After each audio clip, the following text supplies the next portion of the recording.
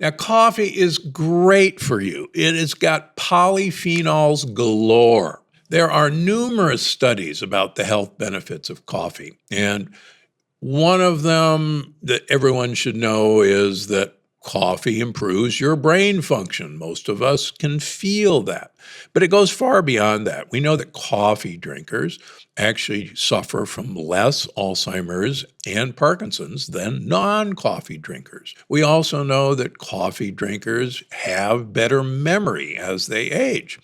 So that sounds pretty good. And I could go on and on about the benefits. But there's a few things that can ruin the health benefits of your cup of joe. So if you love your morning coffee, you might want to avoid these 5 things that can ruin both the taste and your health. But before I go on, make sure to subscribe to this channel or follow the podcast if you're listening. Both are absolutely free to do. And this ensures you won't miss any episode. Now, drum roll, folks. From least harmful to worst, here are the 5 things to avoid putting in your coffee. Number 1, dairy. Whole, half and half, or skim. It doesn't matter what kind of dairy, because dairy binds polyphenols and makes that healthy cup of coffee basically null and void. Plus, it's got new 5GC. What the heck is that? Well, dairy contains a sugar molecule, new 5GC, that actually our immune system thinks is one of the worst things that you could possibly eat. In fact, when human volunteers are given new 5GC, our white blood cells immediately make antibodies to it as a foreign compound, like they're battling the flu. And they do this every time you drink a new 5GC containing food, which is milk. Now, the other problem is that LPSs, lipopolysaccharides, those little pieces of you-know-what, increase dramatically following a cup of coffee with cream in it. And this goes the same for tea as well. Interestingly enough, both the Brits and the Japanese and Chinese drink tea, but the Japanese and Chinese don't put any milk in it, whereas the Brits do. And surprise, surprise, the Japanese and the Chinese get the polyphenol benefits of the tea, while the Brits are out of luck. And as you can probably imagine, the health difference between Japanese and Chinese and the Brits is enormous. But one of the factors is the milk in their tea. Now, are there alternatives? Well, if you can't live without that creamy taste, and many of us have been trained to seek out that creamy taste because we don't like the bitterness of coffee or tea, try a non-dairy milk like coconut, unsweetened, or a nut milk, particularly walnut or hazelnut. Now, not all non-dairy milks are okay. Please avoid these other non-dairy milks as they're inflammatory, like pea protein milk, cashew milk, oat milk. Oat milk's probably got a double whammy because it's loaded with Roundup, glyphosate. Yes, even organic oat milks test positive for glyphosate in some studies. All right, number 2, artificial sweeteners. Because they have no calories and it's not sugar, these may seem like a healthier choice. But artificial sweeteners like Sweet and Low, Splenda with aspartame and sucralose can actually be very harmful. They alter your gut bacteria. There's the famous Duke University study showing that 1 packet of Splenda destroys half the bacteria in your gut. That's probably not a good idea. We also know that they are bombs for our gut health. Why? Here's part of the problem. Believe it or not, you do not have sugar receptors on your tongue. You have sweet receptors. You also have sweet receptors in the lining of your gut. They're there because way back when, the only time you would have ever tasted anything sweet was from fruit or honey. That meant that sugar was on the way, and your body and your brain were alerted that sugar was coming. Your body produced insulin in your pancreas to handle that sugar. But when the sugar does not arrive, two things happen. Because you released insulin, even in response to the sweet taste that wasn't sugar, your blood sugar actually goes down. Your brain says, "What the heck? I know you just ate sugar. I got the alert. You got cheated because I didn't get any. In fact, I got less. Go back and get some more." And that's how it works. Now, as many of you know, I was addicted to Diet Coke. I had 8 Diet Cokes a day.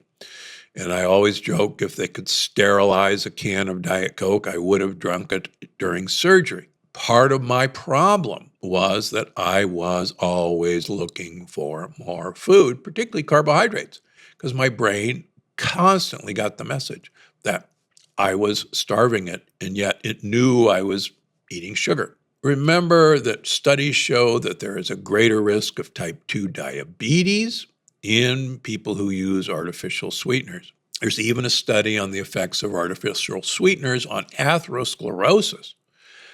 People who daily consumed a drink with artificial sweeteners had a 35% greater risk of metabolic syndrome and a 67% increased risk of type 2 diabetes. Sadly, there's an increased risk of cancer. Research published in 2022 evaluated artificial sweeteners and cancer risk by utilizing data from the Nutrinet Santé population-based cohort study. After revealing the consumption of these sweeteners in over 100,000 French adults, the researchers concluded in this large cohort study, artificial sweeteners, especially aspartame and ascorbate K, which are used in many food and beverage brands worldwide, were associated with increased cancer risk. Now, are there alternatives? Well, luckily, there are some great healthier options, including one that actually feeds your gut microbiome,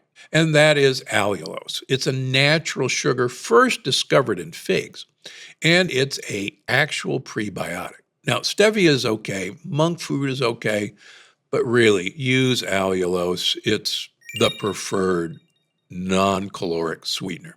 Plus, there's actually studies that allulose lowers weight in humans, and there's exciting information that allulose actually blunts the rise in glucose that follows a cup of coffee. Yes, black coffee will slightly raise your blood sugar, but allulose will blunt that effect. In fact, even though I drink my coffee black, since the discovery of allulose, I add allulose to my black coffee. All right, how about number 3?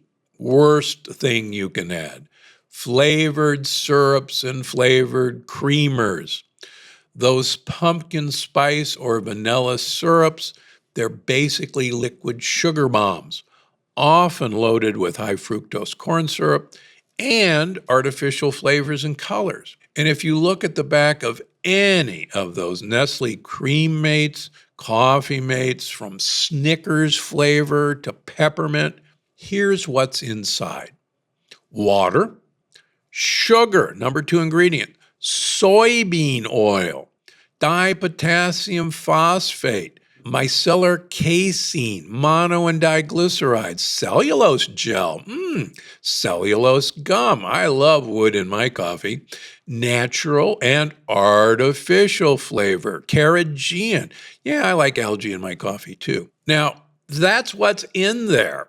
Now, monoglycerides, you've heard the word triglycerides before. That's another word for fat. Monoglycerides are one of those fats. Is that really what you want to put in your coffee, particularly if it's coming from soybeans, because that will be loaded with lectins as well? Now, there's a great alternative. Get yourself some flavored stevia drops, like Sweet Leaf. I have no relationship to them. They have a lot of great flavors, similar to Coffee Make, like vanilla or English toffee, and use that instead. All right, number 4. Now, sorry about this, Dave, but it's butter.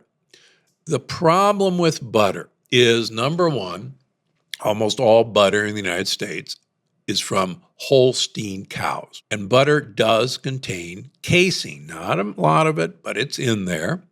And casein A1 comes from Holstein cows. And casein A1 is one of the biggest lectin-like troublemakers in milk. But the big problem with butter is that butter is mostly a saturated fat that increases the amount of LPSs, those little pieces of you know what, hopping on this saturated fat and getting across the wall of your gut and being recognized as actual bacteria in your bloodstream. And that's not a good thing. There is a great alternative, and that is MCT oil. Now, there's some great MCT oil creamers out there. I happen to make one at Gundry MD that I'm very proud of, but there are other ones. The great thing about MCT oil is that, number one, it will be converted in your liver to ketones, and we know the benefit of ketones, particularly early in the morning. And number two, LPSs cannot ride on MCT oil. So you're going to get that creaminess that you're looking for without the danger of butter. Are you ready for this? The most dangerous thing that you can put in your coffee: powdered creamers. Now, many powdered creamers contain hydrogenated oils, aka trans fats. How come it's not on the label? Because companies have made a deal with the FDA that if they have only a small amount of trans fats per serving, that they don't have to put it on the label. And that's how they've gotten around it. If it says hydrogenated or partially hydrogenated oil, that's code word for trans fats. They have artificial additives. They have corn syrup solids. That's another name for sugar. Definitely not something you want to put in your body. And the fake stuff in the little pods that you find at the diners, please stay away. The alternative is to use an MCT creamer instead, like Gundry MD MCT creamer. More amazing episodes just like this one. Watch now. And we know that the darker the roast, the more the polyphenols are inactivated, destroyed. Yep.